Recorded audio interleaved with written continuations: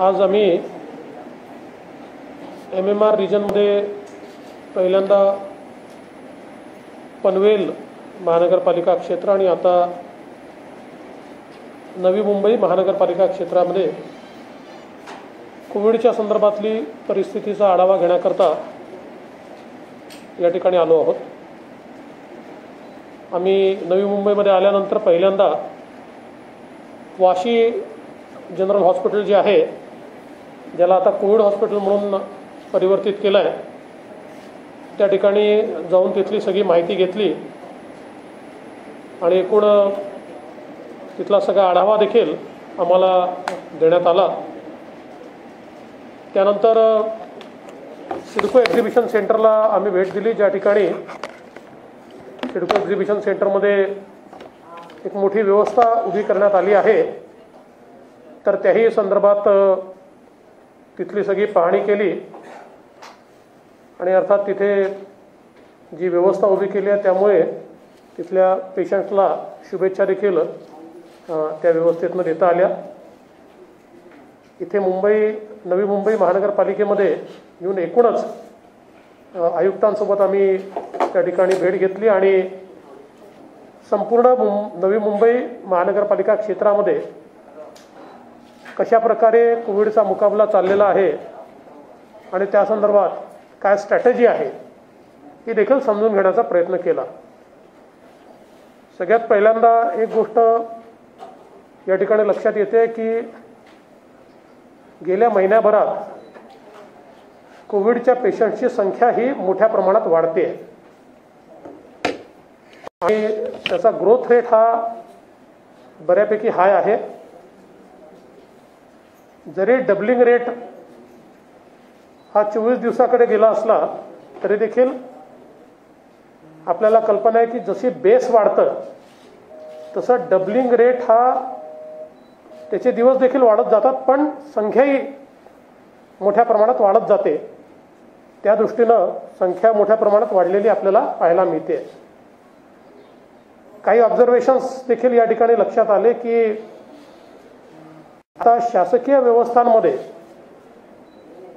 Patients करता जागा उरलेली नाही आणि त्यामुळे पेशंट्सला मोठ्या प्रमाणात खाजगी व्यवस्थांमध्ये जावं लागतं आणि खाजगी ज्या काही व्यवस्था आहेत त्या ठिकाणी पेशंट्सकडनं मोठ्या प्रमाणात बिलं वसूल केले जातात आणि विशेषतः पेशंट जर क्रिटिकल असतील तर क्रिटिकल पेशंट्सला जिथे व्हेंटिलेटरची आवश्यकता असेल किंवा इतर इंटेन्सिव्ह केअरची आवश्यकता असेल अशा ठिकाणी आता सामान्य माणसाला काही खाजगी रुग्णालय परवडत नाहीत।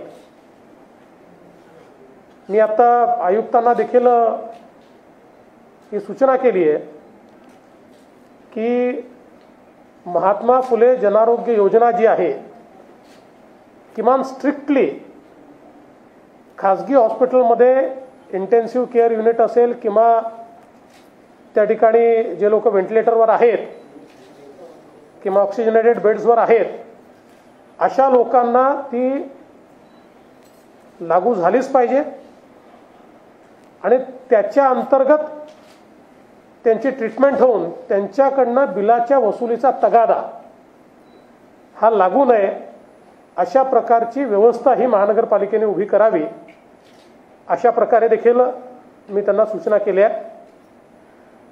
त्याचप्रमाणे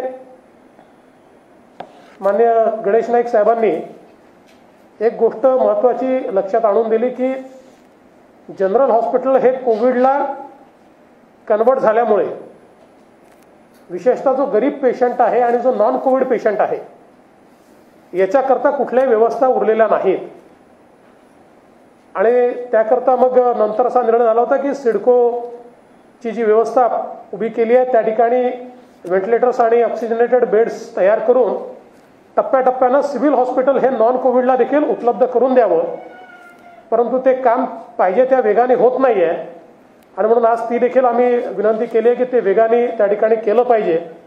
खरं म्हणजे आमच्या आमदार मंदाताई म्हात्रे असतील किंवा स्वतः नाईक साहेब असतील यांनी देखील त्याकरता निधी उपलब्ध करून दिला आहे, आपल्या स्वतःच्या निधीतनं त्यांनी पैसा दिला आहे आणि मला असं वाटतं की हे काम जर वेगाने झालं तर या भागामध्ये जे नॉन कोविडचे पेशंट्स आहेत यांच्या ज्या अडचणी आहेत त्या अडचणी दूर करता येतील. आज विशेषतः जे काही टेस्टिंगचं प्रमाण आहे हे प्रचंड कमी आहे. आपण जर बघितलं तर साधारण मागच्या महिन्यामध्ये जो काही संक्रमणाचा दर आहे हा 38 ते 40% पोहोचला होता. आत्ताही तो जवळजवळ 30% आहे. 30% संक्रमणाचा दर याचा अर्थ अधिक टेस्टिंगची आवश्यकता आहे.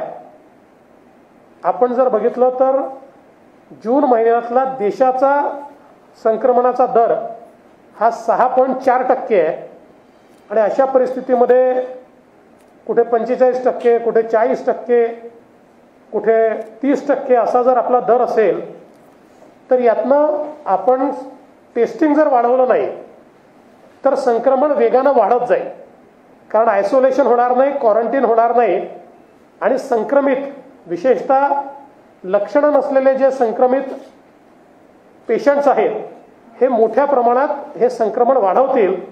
आणि म्हणून आत्ता ICMRने ही स्ट्रॅटेजी केली आहे की मोठ्या प्रमाणात टेस्टिंग झालं पाहिजे. आणि म्हणून मी ती देखील विनंती या ठिकाणी केली आहे की टेस्टिंगची संख्या दुपटीनं 2.5 पटीनं वाढवली पाहिजे. आणि आता रॅपिड टेस्टिंग किट्स देखील उपलब्ध झाले आहेत, त्याचाही उपयोग झाला पाहिजे. विशेषतः वाशी बाजार समिती जी आहे या बाजार समितीचं संचालन करत असताना त्या ठिकाणी स्क्रीनिंग आणि रॅपिड टेस्टिंग या दोन्हीचा उपयोग अत्यंत महत्त्वाचा आहे. कारण नवी मुंबईमध्ये जो काही कोरोना वाढला तर त्याच्यामध्ये शेवटी ही एक व्यापारपेठ आहे. त्या ठिकाणी मोठ्या प्रमाणात बाहेरची मंडळी येतात आणि त्यातनं संक्रमण वाढण्याचा धोका असतो. आणि मागच्या काळात हे लक्षात आलं आहे की तिथले कॉन्टॅक्टमध्ये आलेले पॉझिटिव्ह पेशंट्स मोठ्या प्रमाणात आहे. आणि म्हणून याही संदर्भात आज आम्ही अशी विनंती केलेली आहे की ठीक आहे, बाजारपेठ काही सगळी बंद करता येणार नाही, पण थर्मल टेस्टिंग त्या ठिकाणचं हे वाढवलं पाहिजे. आणि आता रॅपिड टेस्टिंगच्या माध्यमातून रॅन्डम तरी रॅपिड टेस्टिंग हे त्या ठिकाणी जर केलं तर हे संक्रमण जे आहे ते कमी करता येईल. एकूणच आत्ता जी काही परिस्थिती आहे त्या परिस्थितीमध्ये वाढणारी संख्या आणि आवश्यक इन्फ्रास्ट्रक्चर याचा एक मिसमॅच आहे. आणि ज्या प्रकारे ही संख्या वाढते आहे त्याचा विचार करता थोडंसं प्रोजेक्शन करून अधिक ICUचे बेड आणि अधिक व्हेंटिलेटर्स कसे मिळू शकतील हा प्रयत्न करावा लागेल. दुर्दैवाने शासनाने जे काही खरेदीची व्यवस्था उभी केली आहे ती अत्यंत स्लो आहे.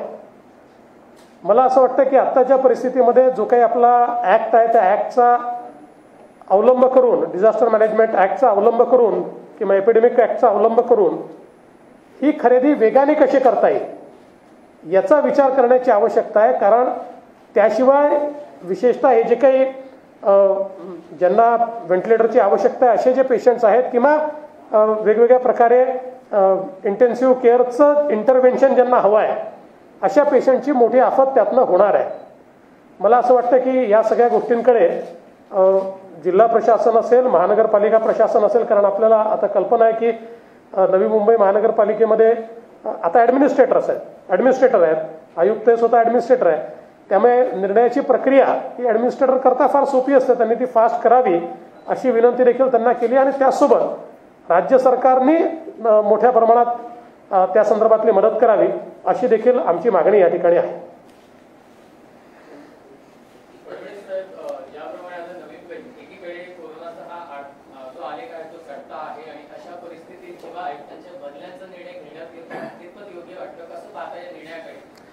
मला असं वाटतं की एकूणच आयुक्तांच्या बदल्या करणं ही काही फार चांगली स्ट्रॅटेजी असं मला वाटत नाही.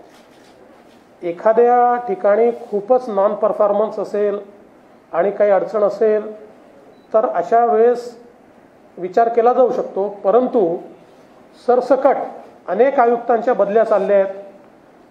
शेवटी ही जी काही सगळी लढाई आहे, लढाईत कन्सिस्टन्सी महत्त्वाची आहे. आणि आयुक्त पदावर बसलेली जी व्यक्ती असते ती वारंवार जर बदलली गेली तर या लढाईतली कन्सिस्टन्सी संपून जाते. आणि मला असं वाटतं की कुठेतरी सरकार आपलं अपयश हे आयुक्तांच्या माथी मारून त्यांना बदलण्याचा प्रयत्न करते आहे का, अशी देखील यातनं शंका निर्माण होते. मला असं वाटतं की या संदर्भात नीट विचार हा सरकारने केला पाहिजे. गेल्या 2 महिन्यापासून आहे ते लॅब इथे उभं राहिलेली नाहीये. अनेक मोठ्या प्रमाणामध्ये कोरोना पेशंट वाटतात. लॅब नसल्यामुळे टेस्टिंग लवकर होत नाही, मग त्याच्यामुळे संक्रमण वाढतं या शहरात. हे खरं आहे. आज आमच्याही बैठकीत सगळ्या आमच्या लोकप्रतिनिधींनी हाच मुद्दा मांडला. तर आज आयुक्तांनी आता आम्हाला आश्वस्त केलं आहे की ते लॅब उभी करतायत आणि आउटसोर्सिंगमधनं उभी करतायत.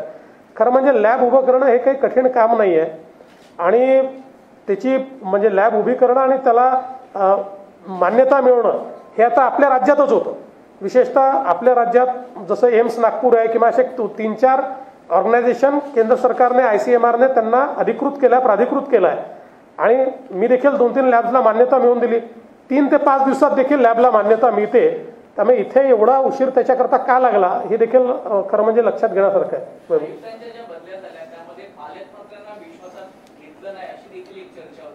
काल शरद पवार उद्धव ठाकरे यांची भेट झाली. त्यामागचं कारण असं सांगितलं जातं की लॉकडाऊन वाढवल्यामुळे महाविकास आघाडीमध्ये नाराजी आहे, त्याबद्दल झालं. तर कुठेतरी या महाविकास आघाडीमध्ये समन्वयाचा अभाव तुम्हाला दिसतोय का, त्यामुळे याचा परिणाम सगळ्या या कोरोना संकटावर होतोय का? मला खरं म्हणजे याच्यात राजकीय बोलायचं नाही, परंतु एक गोष्ट निश्चित आहे की विशेषतः ठाणे जिल्ह्यामध्ये अनेक आयुक्तांच्या बदल्या झाल्या. ठाणे जिल्ह्याचे पालकमंत्री स्वतः नगरविकास मंत्री आहेत. आणि त्यांना म्हणजे मी माध्यमातच वाचलं, खरं असेल नसेल मला माहीत नाही, पण काहींनी सांगितलं की त्यांना देखील याची माहिती नव्हती. आता होती की नाही तेच स्वतः सांगू शकतात. तर मला असं वाटतं की स्ट्रॅटेजी योग्य नाही आहे. समजा जर एकतर अशा प्रकारच्या बदल्या करायच्या असतील तर नगरविकास मंत्री, पालकमंत्री यांनाही थोडं विश्वासात घेतलं पाहिजे. पण शेवटी तो त्यांचा अंतर्गत भाग असेल.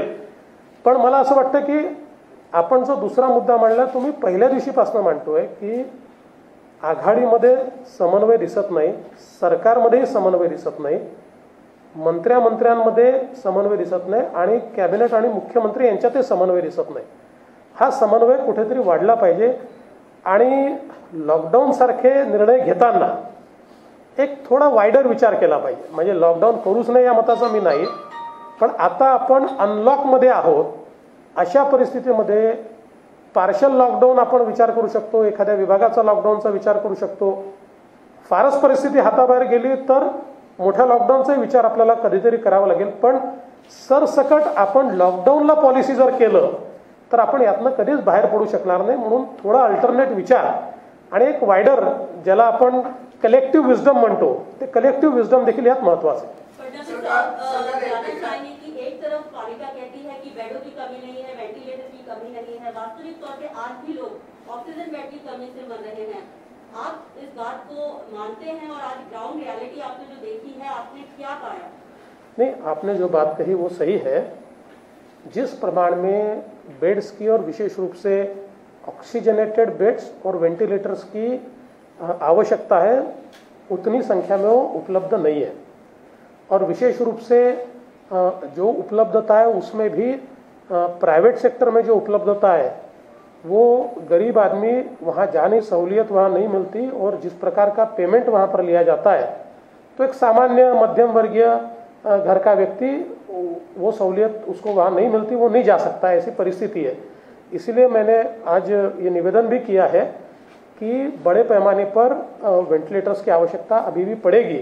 क्योंकि जिस गति से कोरोना इस MMR के क्षेत्र में बढ़ रहा है उसके चलते आज की परिस्थिति में जब हमको बेड्स कम पड़ रहे हैं, आज की परिस्थिति में जब हमको ICU बेड्स कम पड़ रहे हैं, तो हमको थोड़ा भविष्य का विचार करना पड़ेगा. कम से कम मुझे ऐसा लगता है कि अगस्त महीने के अंत तक क्या परिस्थितियां हो सकती है, इसके आधार पर हमारी तैयारियां खड़ी करनी पड़ेगी. सरकार या ठिकाणी जितेंद्र आव्हाड आले होते, त्यांनी कबूल केली की आमच्यामध्ये वाद आहेत, प्रत्येक घरात वाद असतात, पण तरी आम्ही मुख्यमंत्र्यांच्या मागे ताकद उभी आहोत. नाही, खरं तर आता सगळ्याच पक्षांनी आणि विशेषतः जे काही आघाडीतले तिन्ही पक्ष आहेत त्या पक्षाच्या सगळ्या नेत्यांनी मुख्यमंत्र्यांच्या पाठीशी उभं राहण्याची आवश्यकता आहे.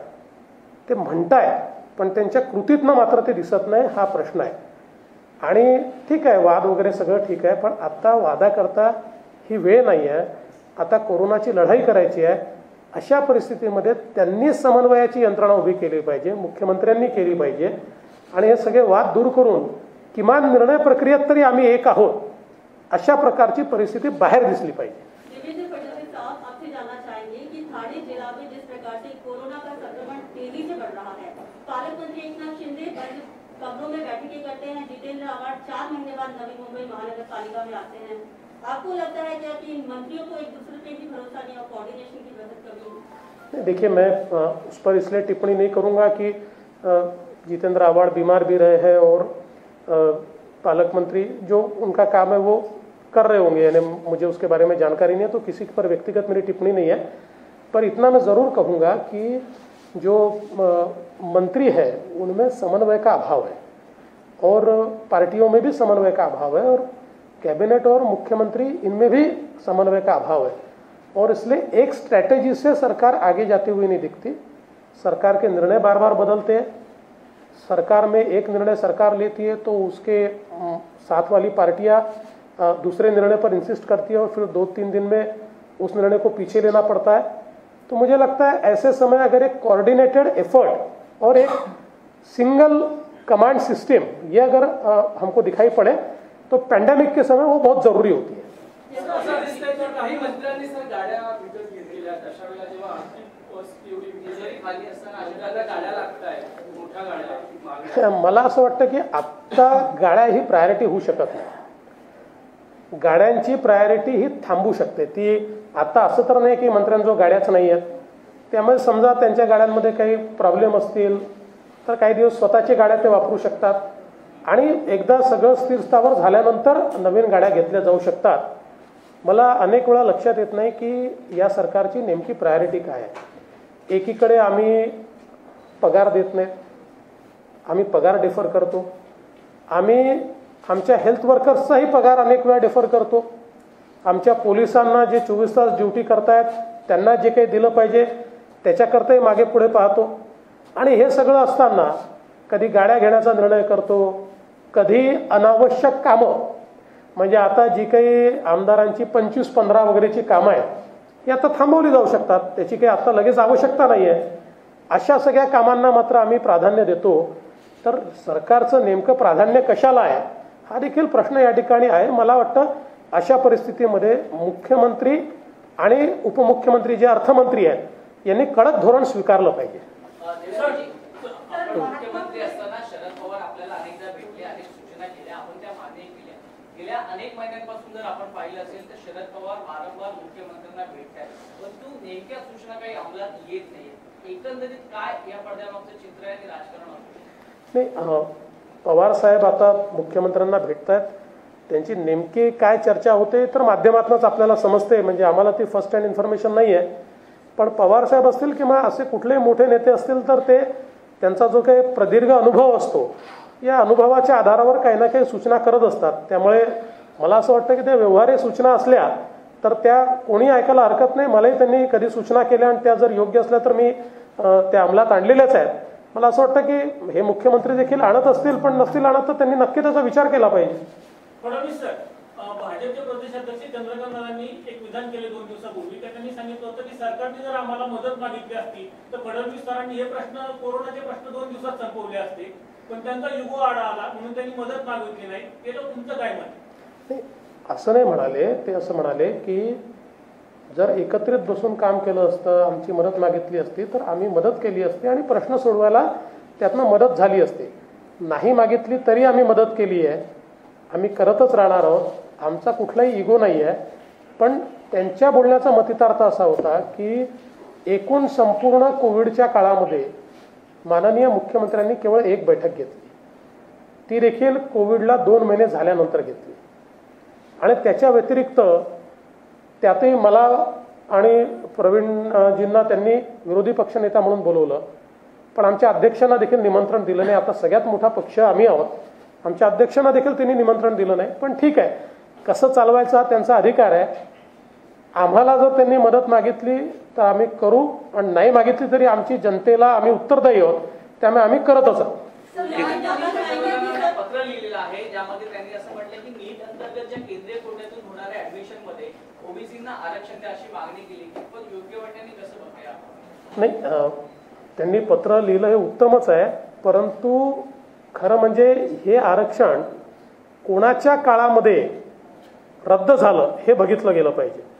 आणि मी आपल्याला दावेने सांगतो की माननीय मनमोहन सिंगजी ज्यावेळेस पंतप्रधान होते त्यावेळेसपासूनच या मेडिकलच्या ज्या काही ॲडमिशन्स आहेत, नीट तर नंतर सुरू झाली, पण त्याच्यामध्ये हा जो काही कोटा आहे तो कोटा डिनाय झाला. आणि जो काही लोकल कोटा आहे तो लोकल कोटाच केवळ त्या ठिकाणी उपलब्ध होतो. त्यामुळे आता त्यांनी पत्र लिहिलं असेल तर त्याच्यावर योग्य कारवाई होईल. पण जणू काही फक्त हे पत्र लिहून असं भासवायचं की काहीतरी हा सरकारचा निर्णय आहे, या सरकारचा निर्णय नाही, मनमोहन सिंगजींचाच निर्णय आहे. शेवटचा सरकारचा विषय आहे की अनेक आमदारांच्या सर्व निकष बाजूला ठेवून सरकारच्या हमीवर त्यांना लोन दिलं जात आहे. धाकेचं नाव येतं, पोस्टिंगचं नाव येतं, सर्व सरकारी जे आमदार आहेत त्यांचे कारखाने. पहिली गोष्ट तर अशी आहे की साखर उद्योगाला मदत करण्याची आवश्यकता आहे. या संदर्भात मी स्वतः माननीय पंतप्रधानांना पत्र लिहिलं आहे, पासवानजींशी चर्चा केलेली आहे, अमित भाईंशी चर्चा केलेली आहे, माननीय गृहमंत्र्यांशी चर्चा केलेली आहे, ग्रुप ऑफ मिनिस्टर्सचे प्रमुख असलेले माननीय राजनाथ सिंगजी यांच्याशी चर्चा केलेली आहे. स्वतः आमचे रावसाहेब दानवे पाटील हे विभागाचे राज्यमंत्री आहेत, तेही प्रयत्न करत आहेत. त्यामुळे केंद्र सरकारकडनंही काही मदत मिळाली पाहिजे, राज्य सरकारकडनंही मदत मिळाली पाहिजे असा प्रयत्न आहे. मात्र हे सगळं करत असताना सिलेक्टिव्हली सगळे नियम बाजूला ठेवून केवळ आपल्या 2-4 कारखान्यांना द्यायचं हे देखील योग्य नाही आहे. निकष तयार करून जेवढे कारखाने त्या निकषात बसतील मदत केलीच पाहिजे, पण जेवढे कारखाने बसतील, आपण बघा आमच्याही काळात आम्ही मदत केली, पण आम्ही निकष तयार केले आणि त्या निकषामध्ये जेवढे बसले म्हणजे त्याच्यामध्ये तुम्हाला मी दाखवू शकतो की राष्ट्रवादी काँग्रेसचेच जास्तीत जास्त कारखाने आहेत की जे निकषात बसले आणि म्हणून त्यांना त्या ठिकाणी मदत मिळाली. म्हणून ही मदत करताना हे फेवरेटिझम करू नये. आणि दुसरं काही त्याचे नियम आणि निकष असले पाहिजे. नियम आणि निकषाच्या बाहेर जाऊन कोणाला जर मदत होत असेल तर ती योग्य होणार. काल जी कार्यकारिणी जाहीर झालेली आहे त्यामध्ये जे आपले जुने जाणते नेते आहेत त्यांना कुठेतरी डावलण्याची खंत व्यक्त केली जाते, नाराजगी व्यक्त केली जाते, त्याबद्दल काय सांगा? नाही, कोणालाच डावलण्यात आलेलं नाहीये. कार्यकारिणी भारतीय जनता पक्षाचं स्ट्रक्चर जर आपण बघितलं तर आमच्याकडे जम्बो कार्यकारिणी नसते.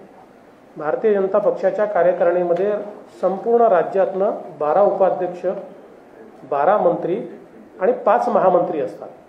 एवढ्या लोकांमध्ये संपूर्ण राज्य कव्हर होत नाही. त्याच्यानंतर मग कार्यकारिणीचे काही सदस्य असतात, कार्यकारिणीवर काही निमंत्रित असतात आणि काही विशेष निमंत्रित असतात. आता उदाहरणादाखल गडकरी साहेब असतील, मी असेल, आम्ही विशेष निमंत्रित आहोत. किंवा जे काही प्रमुख लोक आहेत, उदाहरणादाखल आता आमचे कोर कमिटीचे जे लोक आहेत, नाथाभाऊ असतील, पंकजाताई असतील, किंवा आपले विनोदजी तावडे असतील, सुधीरभाऊ मुनगंटीवार असतील, हे सगळे विशेष निमंत्रित आहेत. त्यामुळे या पद्धतीनेच ती कार्यकारिणी झालेली आहे आणि कार्यकारिणी ही सर्वसमावेशक अशी कार्यकारिणी त्या ठिकाणी झाली आहे. मला वाटत नाही की कोणाची फार काही नाराजी त्याच्यामध्ये असेल. शेवटचा केंद्रात पाठवणं हा एक मुद्दा, त्याचबरोबर पूर्ण कार्यकारिणीमध्ये फडणवीस यांची छाप दिसते अशी एकंदरीत राजकीय वर्तुळात असं आहे की मी पक्षाचा कार्यकर्ता आहे, त्याच्यामुळे कोणीही कार्यकारिणीत आला तर तो माझाच आहे आणि मी त्यांचा आहे. त्यामुळे कोणाची छाप वगैरे नाही, सगळ्यांनी विचार करून तयार केलेली कार्यकारिणी आहे. आणि केंद्रीय भाजपने काही नावं मागितलेली आहेत केंद्रीय कार्यकारिणी करता. त्याच्यातली काही नावं आम्ही केंद्राला दिलेली आहेत. एक नाव तुम्हाला समजलेलं आहे, अजून 2-3 नावं त्याच्यात आहेत.